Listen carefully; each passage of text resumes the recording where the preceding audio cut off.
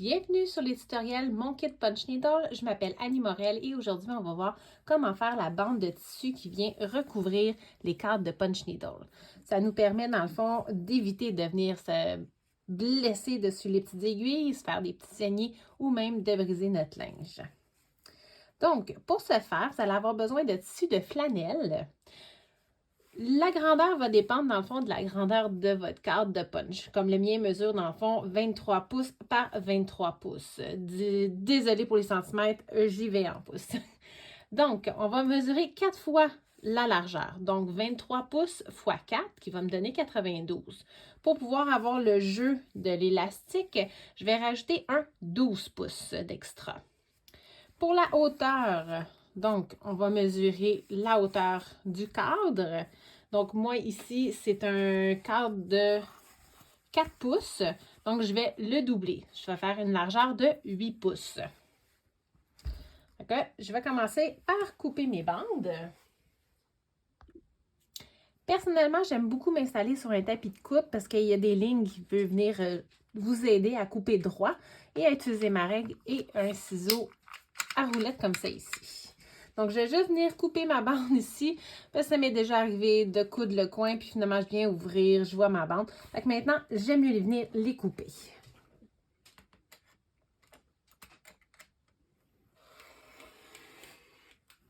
Et voilà.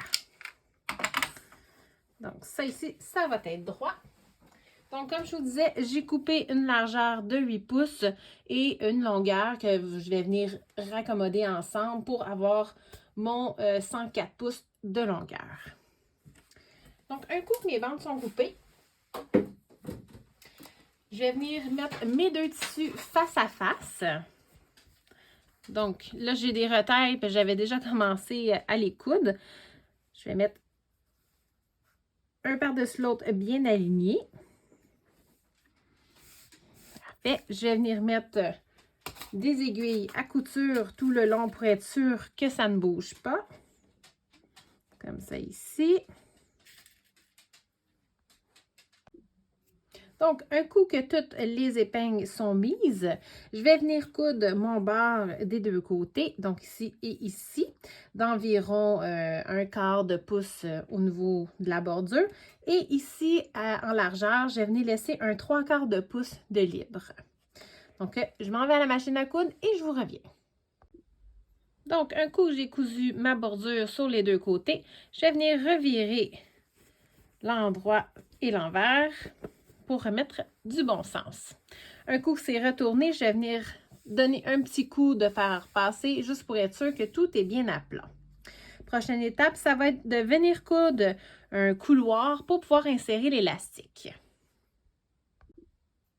Donc, pour l'élastique, personnellement, j'ai pris un élastique d'une largeur de d'un demi-pouce. Donc, je vais venir faire un couloir d'un petit peu plus qu'un demi-pouce, donc environ 3/4 de pouce maximum. Et pour la longueur de l'élastique, on va prendre la longueur totale de notre bande de tissu et on va venir prendre environ 60%. Donc, pour moi qui avait 104 pouces de longueur, j'ai pris 62 pouces de longueur pour mon élastique. Donc, je m'en vais faire ma couture et je vous reviens. Donc, j'ai cousu mes couloirs sur le côté ici pour pouvoir mettre mes élastiques. Maintenant, je vais venir les insérer. Pour m'aider, je vais mettre une petite épingle à couche. Et je vais venir insérer à l'intérieur de mon couloir. Autre chose que je pense que j'ai oublié de vous mentionner aussi, quand je couds mon couloir, j'arrête aussi, même chose, là, environ à 3/4 du bord, ma couture des deux côtés, donc au début et à la fin, pour pouvoir justement venir insérer mon élastique et le coudre à la fin. Donc, on insère l'élastique.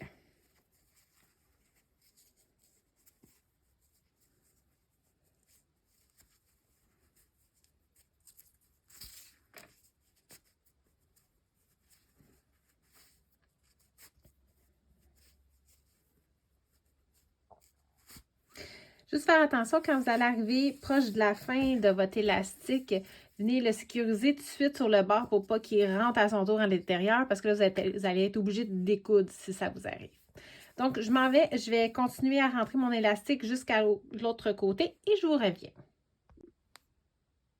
Donc, une fois que j'ai rentré mon élastique d'un bord à l'autre, je l'ai sécurisé avec une petite attache à couche des deux côtés pour pas que ça rentre à l'intérieur.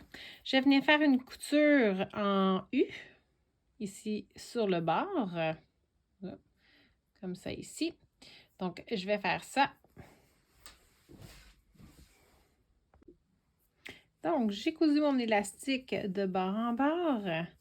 J'ai laissé une petite marge ici pour pouvoir venir replier par-dessus l'élastique pour faire une belle finition. Donc, je recommence la même chose de l'autre côté pour avoir mon élastique des deux côtés et je vous reviens pour vous montrer la suite. Une fois que j'ai cousu mes élastiques sur les quatre côtés, je vais venir plier en deux ma bande de tissu en m'assurant qu'elle n'est pas tordue. Ensuite, je vais venir épingler l'intérieur, mes deux bandes intérieures, comme ça ici, et je vais venir faire une couture tout le long, en faisant attention de ne pas prendre la couture, le tissu extérieur. Ma couture intérieure est terminée. Je vais venir passer un petit coup de fer passé pour ouvrir ma couture.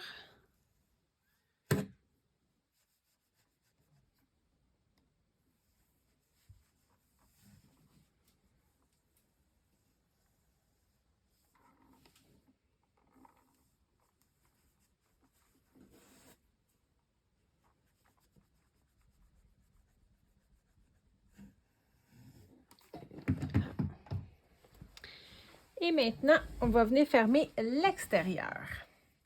Pour fermer l'extérieur, on va plier un des premiers côtés de l'extérieur et je vais venir replier l'autre côté par-dessus. Je vais plier une petite bande par en dedans pour faire une belle finition pour pas avoir un tissu qui s'effiloche.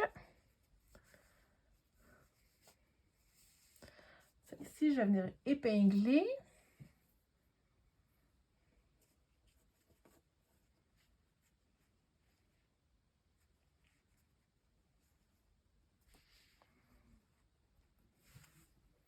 Et on va terminer le tout avec le point de surjet.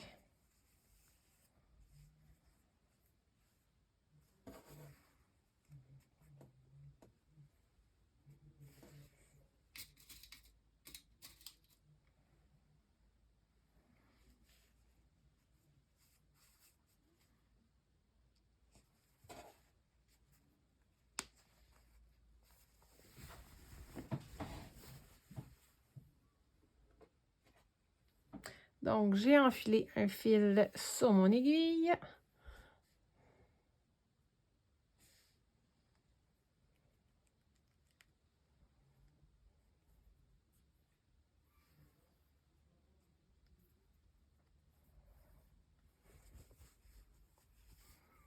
J'ai des petits brins ici qui dépassent. Je vais venir les cacher à l'intérieur.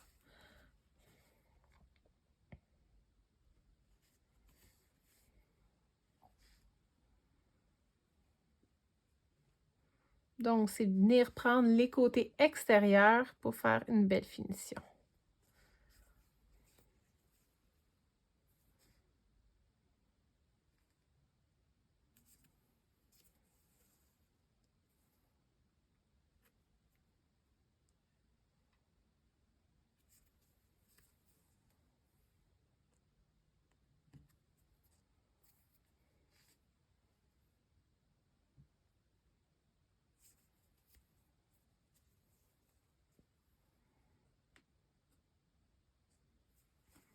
Donc, je vais fermer le bord en haut ici et ensuite, je vais faire tout le long. Mon point de surjet est terminé sur toute la longueur de ma bande. Je suis venue refermer aussi les côtés pour ne pas avoir de trous de chaque côté ou les élastiques. Une fois terminé, je suis prête à venir installer sur mon cadre.